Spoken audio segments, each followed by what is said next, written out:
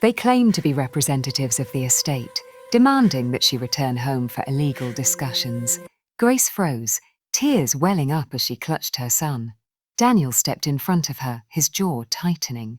He didn't know the full story, but he knew enough to stand between her and harm. When the men saw his determination, they backed off, leaving a card and a warning.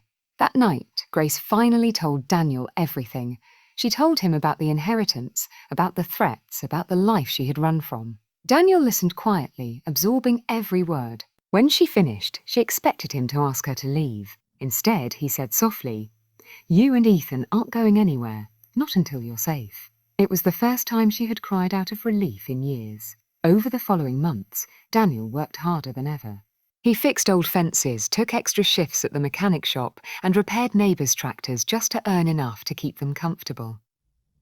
Grace began baking and selling pies in town, slowly building a name for herself. Their bond grew stronger, not through words, but through small acts of care. The way she waited up for him with dinner, the way he walked Ethan to school, the way their laughter began to fill the house. Then came the day everything changed. A local newspaper picked up a story about Grace's homemade pies and published her photo.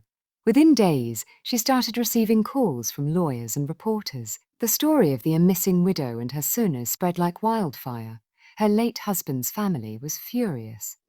But along with the attention came something unexpected. A letter from her late husband's trusted attorney, who had been searching for her for years. Inside was proof that Ethan was the sole legal heir to his father's fortune, and that all attempts by the in-laws to seize control had been fraudulent. The lawyer requested a meeting to secure Ethan's inheritance. Grace didn't want the money. She wanted peace. But Daniel convinced her that the fortune could mean a future for Ethan, a chance for him to grow up without fear. With trembling hands, she agreed. The legal battle was long and painful, but justice finally came. The truth was revealed, and Ethan's inheritance was restored. Through it all, Daniel stayed by her side. When she felt overwhelmed, he held her hand. When she doubted herself, he reminded her of her strength. And when it was all over, when she finally stood free and secure, she turned to him with tears in her eyes and said, "I wouldn't have made it without you."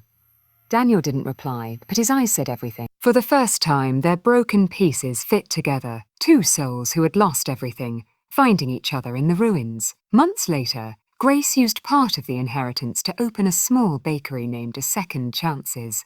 The sign hung proudly outside, painted by Daniel himself. The shop became the heart of the town, a place where stories like theirs began again. And though wealth surrounded her once more, Grace never left Daniel's side.